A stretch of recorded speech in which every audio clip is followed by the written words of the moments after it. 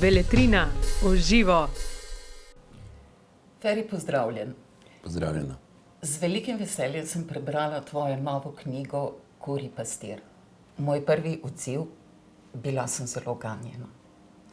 In sem se seveda vprašala, kaj napoti pisatelja k temu, da napiše knjigo o svojem otroštvu. Pa večino svojih romanov sem pravzaprav napisal zato, ker sem hotel neke reči, neke razmerje bolje razumeti. In je verjetno čisto pravi odgovor, če rečem, da sem začel to pisanje o svojem otroštvu ravno zaradi tega, da bi končno razumel, kaj se je pravzaprav takrat dogajalo. Ker izhajam iz tega, da ker verjetno izhajajo tudi vsi ti, ki se ukvarjajo s človekovo duhovnostjo, izhajam iz tega, da se nam v tistih prvih letih življenja, tam do 6. leta starosti, zgodi vse tisto najbolj bistveno, kar nam celo življenje barva pogled na svet. Običajno rečem, da takrat dobimo ena nevidna očala in skozi ta očala pravzaprav gledamo celo življenje svet. In mogoče je v tem odgovor, ne? Da sem skušal razumeti, kaj se mi je takrat zares dogajalo. Ampak šlo je za brskanje po spominih. A se zgodi to, da vedno bolj, ko je človek star, da rečem starejši, mesto v hrepenenju začne odstopati ogromno spominom. In seveda je pri tem treba narediti selekcijo. Zgodbe, ki so ostajale druga za drugo, so bile nekatere povezane, nekatere ne. Kako potem izbrati neko osišče? No, vsekakor je verjetno res, da vse pri večini ljudi se to dogaja na ta način, ne, da se celo življenje pravzaprav oddaljujejo od kraja svojega rojstva, če tako malo ilustriram, ampak potem nastopi nek trenutek, ko se pa začnejo vračati. To približno tako deluje, da celo življenje nateguješ neko gumico v stran in potem pride trenutek, ko postaje ta gumica močnejša od tebe in te začne vleči nazaj. In veliko ljudi poznam, ne, ki se potem kasneje vračajo. Jaz moram priznati, da sem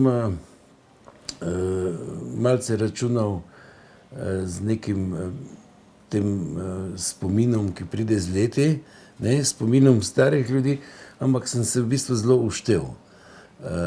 Ko sem začel pisati roman, sem ugotovil, da to preprosto pri meni še ne deluje. Ta spomin daleč nazaj. Tako da sem uporabil kar lahko rekel, kar nekaj let za priprave na ta začetek, na ta roman. In da tudi mi ni zadoščal pravzaprav spomin. Ker zdi se nam, ne, da se svojega otroštva zelo spomnimo. Ampak to je tako, to se res samo zdi. Ne? Ko se potem skušamo spomniti bistvenih stvari, pa vidimo, da se zelo malo spomnimo iz zgodnjega otroštva. Zato sem si, no, da ne bom predolgo odgovarjal na to vprašanje, potem res začel pomagati z to svojo metodo, ki sem nekako povzel po Jungu, s to aktivno imaginacijo, ki me je pripeljala do tega, da sem si začel sprožati sanjanje in sem praktično kar en lep del tega romana pravzaprav odsanjal. Živel sem v mojem otroštvu, živel sem z očetom in mamo v sanjah in vse skupaj se je zelo prebudilo, tako da sem se potem drznil to narediti, kar si sicer ne bi, da sem začel pravzaprav roman s svojim rojstvom. Tako da je dan mojega rojstva začetek romana. Namreč ravno ta metoda mi je pomagala. Hiša, v kateri sem verjem, se več ne stoji. Ne? Ljudje, ki se spomnijo, da je ta hiša stala, je zelo malo. Tako da nisem vedel na začetku pravzaprav niti tega, ali je eno okno, ki je gledalo iz spalnice na dvorišče, res obstajalo. Je bilo na hiši, ker ne obstajajo fotografije, ne, te hiše. No, potem se mi je pa vse to tako zelo obudilo, da se zdaj spomnim pravzaprav vsakega sokla, vsakega žeblja na deski, vsake male podrobnosti. Tako sem se vrnil tja res zelo na več načinov. Se pravi, tudi svoje rojstvo, podoživljanje rojstva, ali je bilo to potem povezano tudi z izkušnjami tvojega očetovstva? Ja, to bi zdaj težko, verjetno na nek način je lahko, ne, ampak moje rojstvo na vasi, ne, kot je opisano, tam, kjer je pomagala vaška babica in ženske okoli, in rojstvo mojih otrok, ne, v bolnišnici se zelo razlikuje. Ne. Ampak ta občutek, ki ga potem ima oče ob vašem rojstvu in ki ga imate seveda potem vi, ti, ob rojstvu tvojega otroka. Je težko zdaj vlečem primerjave, verjetno res težko vlečem primerjave, ker se mi zdi, da sem res črpal predvsem od tam, ne? Da sem tako zelo tam, vsak roman, vsak dober roman, no? Naj tako rečem, moje izkušnje je povezan z neko anekdoto in ta anekdota ga pravzaprav označuje potem za kasneje zame, ne? No in anekdota, če anekdota obstaja, to nekako pove, da je roman se res zgodil. No in v tem romanu se mi je zgodilo to, da sem jaz imel napisane že čez 160 strani in sem ugotovil takrat, skoraj po enem letu pisanja, da sem star samo še 2 dni. Da je ta zgodba tako počasi tekla in sem potem poklical urednika Mitjo in sem mu rekel, da imamo pač problem, da moramo za 1 leto prestaviti verjetno roman, ker je samo še 2 dni in je še dolga pot do konca tega zgodnega otroštva. Ampak je Mitja rekel, nikar, ne, koliko romanov pa rabiš, da prideš do tega, kar si želel, in sem rekel, vse 3 bi bili verjetno potrebni in sva se zmenila za 3 romane. Tako da je to zdaj prvi roman, prva knjiga iz tega cikla. Mi je pa uspel kar podvig, na koncu romana sem star že malce več kot 2 meseca in pol. Se pravi, od rojstva do takrat se je pa kljub vsemu zgodilo veliko stvari. Ne samo tebi, ti si prisoten, ampak še ne govoriš. Kar se mi je zdelo posebej zanimivo, ob tvojem rojstvu mami odteče porodna voda, ampak hkrati je pa takrat tudi veliko deževje. In gre ves čas, se mi zdi, za nekako povezovanje z naravnimi silami, seveda potem tudi z nadnaravnimi silami in samo Prekmursko pokrajino. No, seveda ta Pukelj, ne, po slovenskem bi rekli Pukelj, ne, na katerem si jaz rojen, je ena neznatna lisica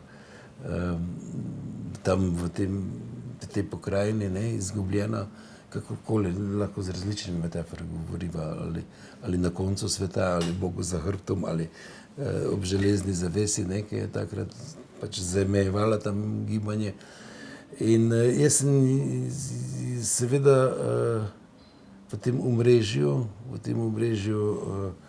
vaških poti, vse skupaj se dogaja pravzaprav med parimi vasmi in v tem omrežju tistih gričev in medsebojnih odnosov in vseh teh nanosov prvotnosti ali ne vem, poganstva recimo, ki je živelo v ljudeh in krščanstva, ki je to prekrivalo in ideologije komunistične, ki je prihajala čez, pač rojen. In v tem omrežju sem moral iskati to, kar sem na začetku rekel, da bi razumel, zakaj je pravzaprav šlo, ne. In moram reči, da veliko stvari zdaj res bolje razumem.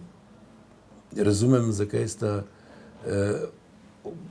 ne zakaj ste bila oče in mama tako, ne, kot ste bila, ampak zakaj ste ravnala, kot ste ravnala. Ne. Se pravi, mnoga dejanja, ki jih nisem razumel prej, zdaj razumem bolj vaško skupnost na drug način. In to mi je še en tak dokaz ob tej anekdoti, da po pisanju romana vem več. Ne? Ker zakaj bi človek pisal roman? Ne? Da se bo zabaval sam sebe, zabavam se lahko na 1000 drugih načinov, ne? Kvalitetno se zabavam. Da bom druge zabaval, ne vem, nisem imel nikoli želje, da bi druge zabaval. Zakaj pišem? Ne? To je odgovor na to vprašanje. Pišem zato, ker skočim nekatere stvari razumeti. In če po romanu razumem več, če mi je po romanu bolj jasno, potem mi je to nekako pove, da mi je uspelo. Ne? Da mi je uspelo, da bom že drugi del te trilogije oziroma drugi del nadaljevanja tega romana pisal z nekim večjim vedenjem, drugim vedenjem. Več razumem in tudi več bom spet želel razumeti. Ne? Tako da dejansko, ne, če bi rekel iskanje izgubljenega časa, se ne gre za toliko samo za iskanje izgubljenega časa, ne gre za, ne vem, za neko patetičen odnos do samega sebe, ne gre za neko idealiziranje ali mitologiziranje lastnega življenja, ampak gre res za poskus razumeti, zakaj se je dogajalo tako, kot se je dogajalo in zakaj so ti ljudje ravnali tako, kot so ravnali. Ne? Ampak niso ravnali samo ljudje. Se mi zdi tisto, kar je značilno tudi za ostala tvoja dela, ne? Vnos nadnaravnega sveta, ki je tako prepleten z realnostjo, da je njen sestavni del. In tu imamo belo vilo, belo deklico, ki se pojavi ob tvojem rojstvu, pa se potem kasneje pojavi, ko se tvoj oče v pijanosti, ko je proslavljal rojstvo sina, bode s hudičem, pa ga poskuša premagati. Tretjič pa ne pove, kdaj se pojavi. Prav. Tretjič pa ne ostane skrivnost, ampak samo to vendarle velja, da je nadnaravni svet prisoten v tej realnosti. Pa veš, kaj jaz zmeraj najlažje na to vprašanje odgovorim pravzaprav z neko primerjavo. Ne? Zdaj, če bi naj to bil magični realizem, ne? Ker zelo hitro takemu pristopu to pripišajo, pač ti, ki se ukvarjajo z literaturo, potem moram reči, da je verjetno zelo podobno tam, odkuder ta izraz magični realizem prihaja, ne? Nekje v Južni Ameriki, ne vem, Mehiki. Zelo podobno je, kot je v Prekmurju ta čas, ko se dogaja ta roman. Se pravi, to, kar sem že omenjal, ta neka poganskost z vsem tem vraževerjem, z vsem tem, se prepleta s krščanstvom na zelo podoben način, kot v Južni Ameriki. Ne. Tako, in na koncu se seveda zdi, da je vse skupaj to resničnost, ne. Da ne gre toliko za magični, kot za realizem. Ne. Da je to dejansko svet. In zdaj, če gledava, da seveda na eni strani mama, ki je v bistvu zelo verna, ne, v tem smislu pač krščanskem, prihaja stik z temi biti vilinskim in vsem tem kozmosom, ne, in da oče, ki pa po drugi strani ni čisto veren, ne, v krščanskem smislu, pa tudi ne verjame v ta svet teh duhovnih biti, ga spet to vodi. Ne? In če k temu dodam, ne, zdaj, ko nekako se že ukvarjam z drugim delom, potem ta pogled otroka, ki je v neki magični fazi, ne, ki svet doživlja drugače, kot ga doživljamo, ko smo odrasli. Potem je to vse skupaj logično. Ne. To je bilo v mojem otroštvu zelo prisotno, tako da sem jaz kot otrok zelo težko ločeval. Med enim in drugim, ampak vse so tudi ljudje težko ločevali. Ne. Mislim, še zmeraj so v mnoge stvari verjeli, ki verjamem, da so se danes izgubile, ne? Ali pa so veliko manj prisotne. So nekje pod plaščem. In v tem smislu je to obujanje nekega tistega časa ker se mi zdi pravzaprav potrebno tudi za ta čas. Ki si omenil očeta, ne? Se mi zdi, da je še ena stvar, ki preveva ta roman, in to je ljubezen. Ne? Sam si večkrat rekel, da govoriti o ljubezni je danes najbolj angažirano dejanje. In dejansko ljubezen med očetom in med mamo, ljubezen do otroka, se mi zdi en tak lep prikaz, ko oče, da bi z otrokom bilo vse v redu, ne? Gre 10-krat okoli oltarja, ne? Ker Bog ne daj, da se otroku kaj hudega zgodi. Ja, moraš reči, da gre za pokoro. Ampak vendarle ne.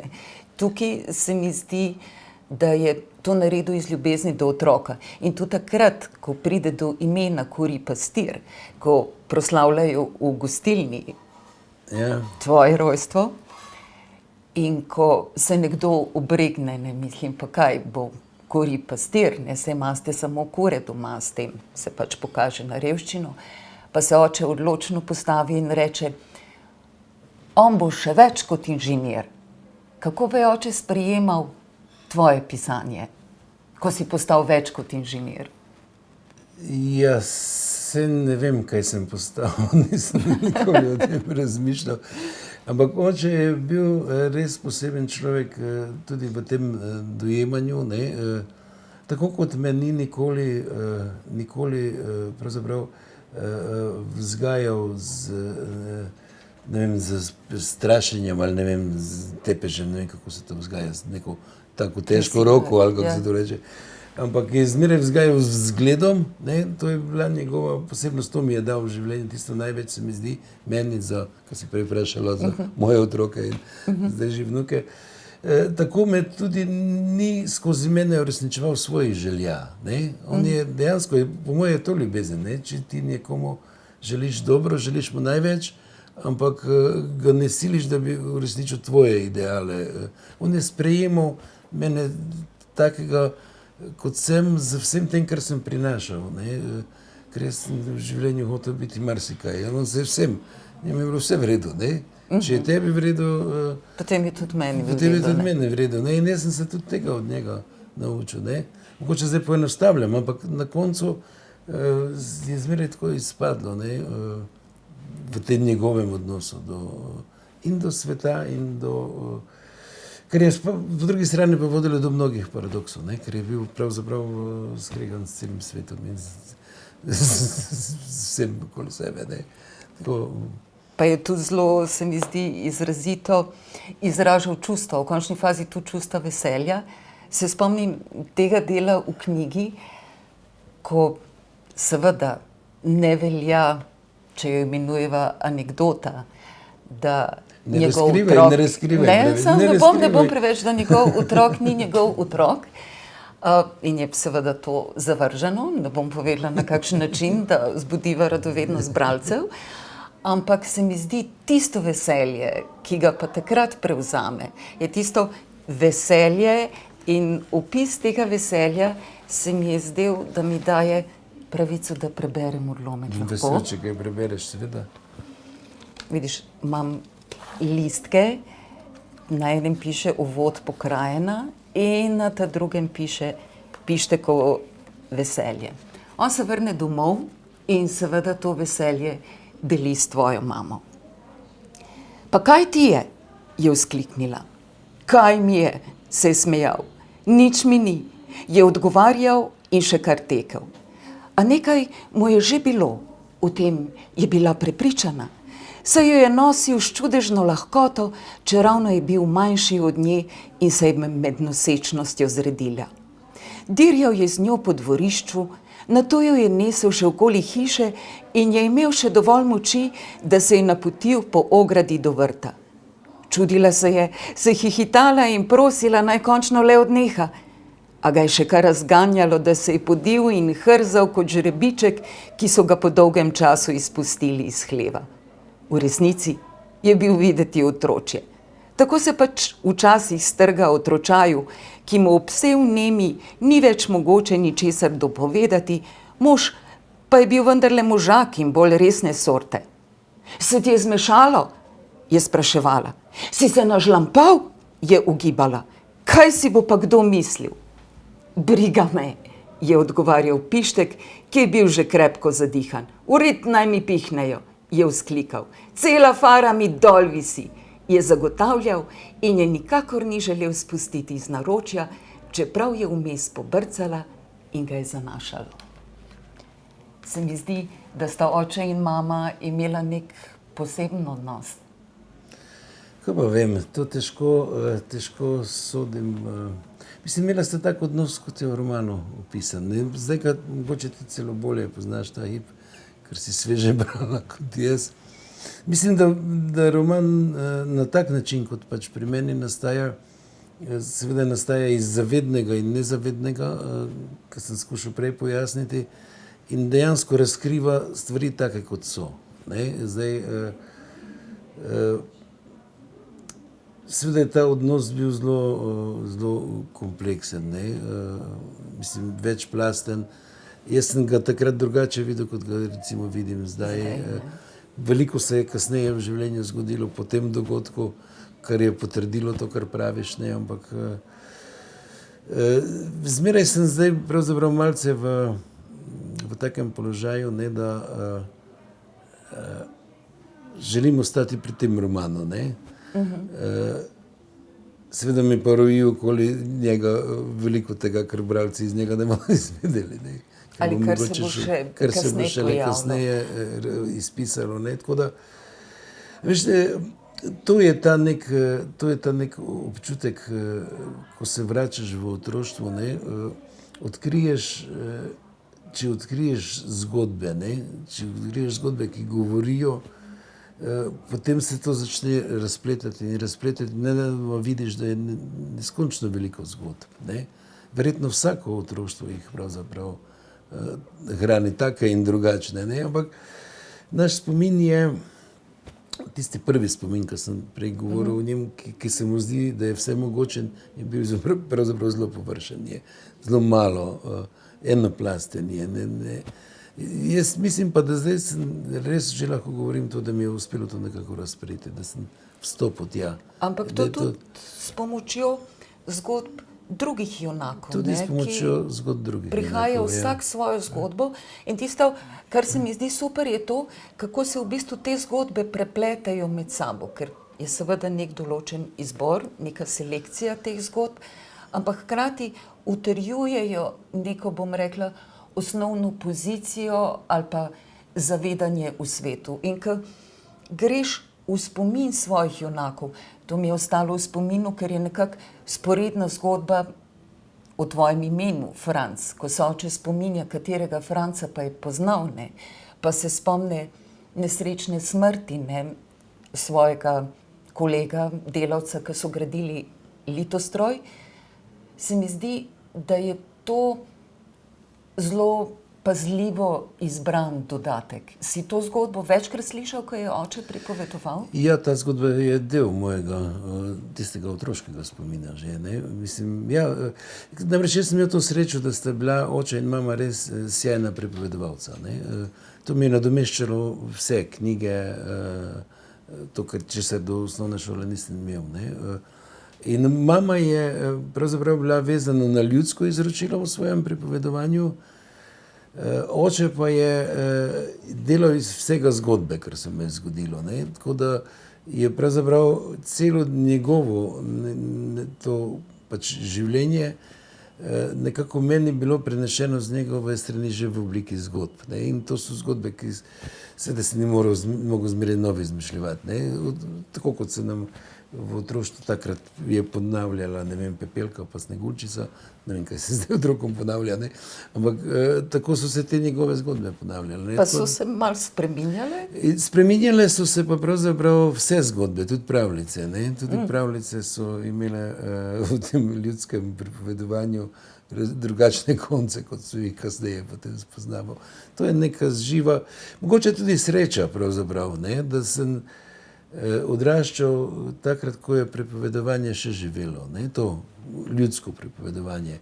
Ker dejansko je v tistem mojem otroštvu niste bila dobra pripovedovalca samo oče in mama, ampak imam občutek, da so vsi pripovedovali in je tudi še to nekako bilo to pripovedovanje v vsakdanje življenje, ne samo to, ko zdaj recimo, če gledamo neke folklorne ali prikaze, ni bilo to samo ko so ličkali koruzo, pa so ne vem, to pa to delali ali pa ne vem, tako romantično, ampak tudi so se znali dobiti tako, ne vem, nedeljo popoldne in so si pripovedovali ali so pa pripovedovali otrokom.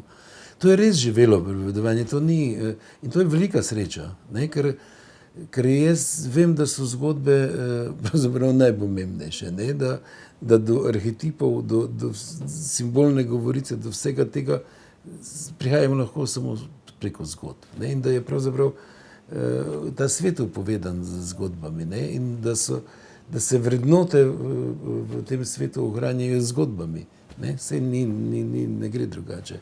Tako da sem imel zelo srečo, da to, kar sem prej rekel, ne, da oče ni vzgajal z dvignjenim prstom, ampak z vzgledom, pa zgodbami, ne. On mi je pravzaprav zmeraj, ko me je hotel o nečem poučiti, povedal zgodbo, ne. In meni je zgodba povedala, da je to prav in da to ni prav, ne. In zaradi tega jaz tudi ne maram romanov, kjer so avtorji pametni, zgodbe pa neumne, ne. Hočem reči, ne maram romanov, ki so polne neke refleksije avtorjeve in njegovega razmišljanja o svetu, ker se mi zdi, da je bistvo romana, ne, v tem, da govorijo zgodbe, ne, da govori seveda umetniška beseda.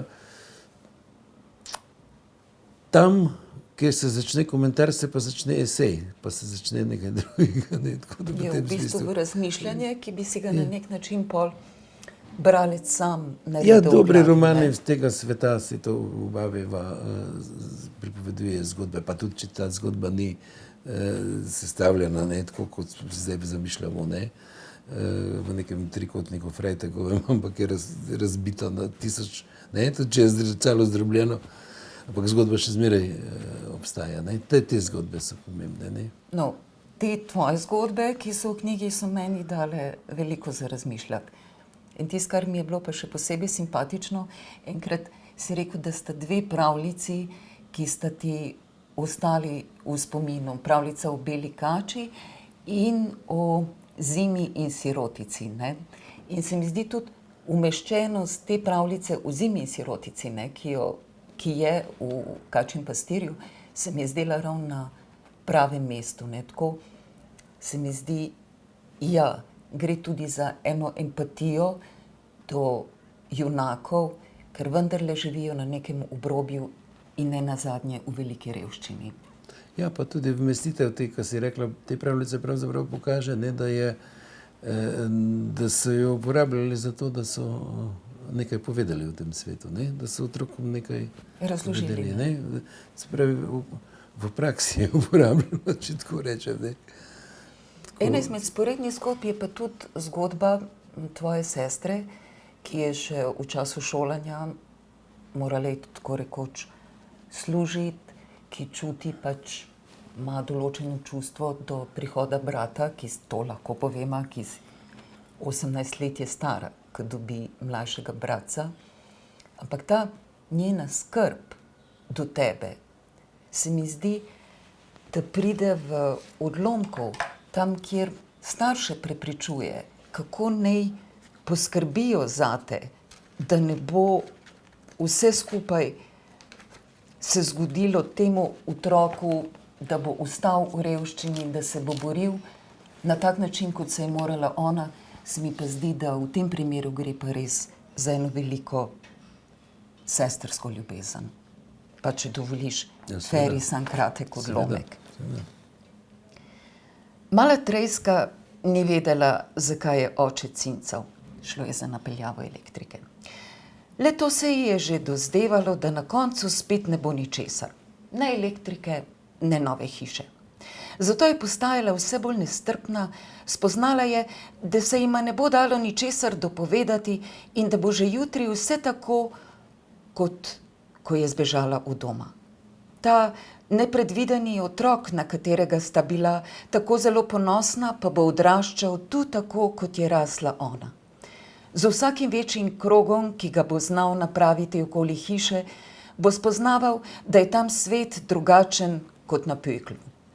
Postopoma se bo vse bolj zavedal, da je obtičal ob strani, pa da dolgo, dolgo ne bo mogel ničesar spremeniti. Le sanjaril bo lahko in upal, da se bo nekoč izmuznil. Tebi se je temu uspelo izmuzniti. Mogoče je šlo predvsem skupaj še za eno stvar, ko si večkrat govoril o tem, da si očeta spremljal, ko je delal na cesti, da te je zanimalo, kaj pa za naslednjim ovinkom, kaj za naslednjim ovinkom. Ta radovednost otroška, ki se mi zdi, da je tudi še danes nek tvoj sestavni del. Ja, to so ta nevidna očala, Nevidna očala, ki jih nosim s sabo. To se mi je zdelo. In te vidim lepo in mi je lepo, da se te je roman dotaknil in da tako lepo, da lepše govoriš o njem, kot sem pravzaprav jaz ta trenutek sposoben o njem govoriti. Se je v njem še marsikaj, kar se me je dotaknilo, in če sem uvodoma rekla, Prekmurska pokrajina, ljubezen sta in seveda ta nadrealistično realni svet so neke tri stalnice tvojega pisanja. Ena izmed njih je pa seveda svet Romov, pa bom uporabljala izraz cigani, zaradi tega, ker ko sva bila v pušči, se spomnim, ker nam je gospod rekel, kadar Feri uporabi izraz cigani, je to za nas sprejemljivo. Tvoje prijateljstvo z njimi sega seveda v čas otroštva, oziroma se mi zdi, da je nekako dediščina tega, da je tvoja mama zelo prijateljevala z njimi. Ja, ne, neposredno so povezani, seveda, tudi iz romana bodo bralci lahko razbrali, zakaj. To je dalo tem očalom še ene dodatne, tiste svetlejše barve, pa malo veselja do glasbe, do plesa. Tako da se veseliš življenja, tudi ko se zdi, da nimaš razloga. Ne. To sem dobil tam. Pa verjetno spet en nabor njihovih zgodb. Ja, teh zgodb je neskončno, te zgodbe je res neskončno. Ne? In zmeraj sem rekel, ko sem, pravzaprav se zdaj grem malo stran od teme, ne, ker sem napisal pravzaprav samo 2 romana sem napisal o življenju Romov, Ciganov. In zmeraj, ko sem prvega končal, sem si mislil, zdaj sem s tem opravil, pa ko sem drugega napisal, sem rekel, zdaj sem pa s to tematiko opravil. Ampak ko si tako me spomnila na vse te njihovo izročilo, njihove zgodbe, mogoče pa bo še čas, da tudi to kdaj zapišem. Ne. Ampak se neopazno ali pa opazno prepleta tudi neko njihovo dojemanje sveta, ki prideva spet do tega nadrealističnega sveta. Imeti ljubimca, ki je neviden, ki je iz drugega sveta. Ne smeš preveč izdati. Saj nisem povedala, komu pripada. Ne to ostane skrivnost, sam večem te trnke. Ne, ampak moram ti tako odgovoriti. Mislim, da je Emir Kusturica, bosanski režiser, spet odgovarja na isto vprašanje. Ne? Če jih hočeš pokazati, jih moraš pokazati taki, kot so. In oni taki so. To ni noben nadrealizem, ne? Tudi ne magični nadrealizem, ali pa magični realizem, ne, se igram s temi besedami. Taki so. Ne? Tako kot je Prekmurje s to svojo posebnostjo, s to vpetostjo v neko preteklost, ne, in neka izročila, tako kot je, če res govoriš o njem, ne, so tudi Romi, ti, ki jih jaz poznam tam, taki kot so, in jaz jih opisujem dejansko taki, kot so. Ne doživljam tega kot nek svet, nek magičen svet ali pa nek nadrealističen svet. Ne. Ampak njihovo naselje je bilo nekako priklopljeno vase, je bilo dejansko del vasi, če se prav Ne, to je bil razumela. zaselek, ki še danes obstaja, ampak takrat je bil zelo naseljen, zelo reven, zelo naseljen. Danes je pozidan, ampak je pravzaprav skoraj da prazen. Ne izgleda tako, kot si zamišljamo ciganska naselja. Samo še starci praktično živijo tam. Zelo tiho naselje. Bil sem pred leti zelo pretresen, ko sem enkrat podvečer zašel v ta zaselek, je bilo taka tišina, mir, čisto vse drugače kot, Ne glasbe, kot ne si to- plesa, kot ne si- rajanja. kot je bilo to takrat, ko sem Ampak jaz bil. takrat so potovali še z vozovi in so bila še Seveda. šotorišča. Ja, so že bili tudi, so že bili bivaki, potovali so pa seveda tudi z vozovi še, ja. Tvoja mama je prikazana kot oseba, ki se je zelo razdajala, ki je imela veliko sočutja, ampak se mi zdi, da sočutje po eni strani ali pa pripravljenost pomagati, stopiti skupaj, je bila pa tudi značilnost tega kraja, kako so se ljudje lahko povezali med sabo, kadar se je zgodila neka nesreča. Ja, to je nekaj, kar je v tisti vasi iz tistega časa še zelo funkcioniralo. Ta kako bi to rekel, medsebojna pomoč, neka solidarnost, neka občutek skupnosti. To je nekaj, kar recimo danes na različnih ravneh pogrešam. Je nekaj, kar recimo zdaj v času tem času, ko zdaj živimo, se pravi, kaj je to, nek virus hodi okoli ali kaj, kuga ali kaj, ker se zdaj do konca razbija.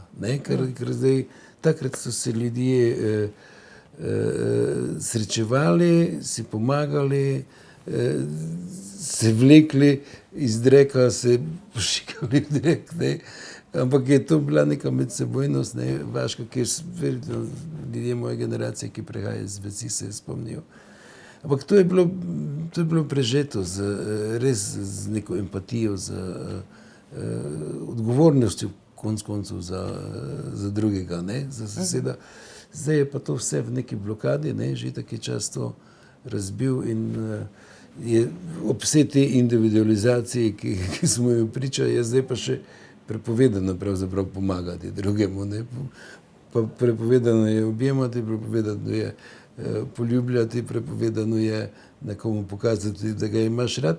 Mislim, ko končava zdaj z mojo mislijo, ker sva že dolga, mislim, da ravno zdaj v tem času, v katerem živiva, je najbolj napadena ljubezen. Da je ljubezen tisto, kar je ogroženo in mogoče na nezavedni ravni ravno ta knjiga govori o ljubezni. In mislim, da moramo govoriti ravno o tem, ker si prej omenjala to tehnico dobrega in zla. Ja, med vožnjo smo se pogovarjali o tem. Ja, da ta tehnica deluje, da dobro spet potem izravna to, da nas zlo ne povleče navzdol, je tu potrebna samo ljubezen. Nič drugega ni, kar bi dali gor. In če jemljajo ljubezen, če jo omejujejo, če jo prepovedujejo, potem seveda želijo, da bi nas zlo potegnilo navzdol, mi pa tega ne bomo dovolili. In zato ta roman. Ampak na začetku tako, ena taka misel, ki bi jo za konec vendarle prebrala, mogoče tudi zato, ker želim izkoristiti vse svoje 3 zaznamke, ker opozarjaš prav na to, kaj se zgodi, ko smo pač nekje zaprti. In je to tudi začetek romana, v katerem razgrneš pokrajino. Dan je bil žaloben kot župnikova duša po prihodu iz spovednice. Jesen se je neizprosno zavlekla v vas in jo prevela z občutkom minevanja. Vse, kar je dozorevalo, je postajalo zdaj sad in vse, kar ni bilo dovolj zdravo, je moralo zgniti. Deževalo je že 7. dan in mnogi so se nehali ozirati v nebo z upanjem, da se bo kje pokazala raza vedrega. Voda, ki se je izcejala z vseh strani, se je zbirala v potočkih, ki so že našli pot, spreminjala pa se je tudi v vlago, ki je vse bolj silila v notranjost. Pronicala je skozi zidove, Prepajala les in se nabirala v ljudeh. Z njo je prihajal hlad, širila je vonj po deževnikih in prinašala nelagodje, ki se mu ni dalo ubežati. Dlje, ko so morali ostajati pod skupno streho, bolj jim je šlo na živce, se niso marali takega prisilnega druženja. Lahko končava s tem, da prisilnega druženja čim manj in čim več bližine. Hvala lepa, Feri, za roman in hvala lepa za ta pogovor. Hvala tebi. Beletrina v živo.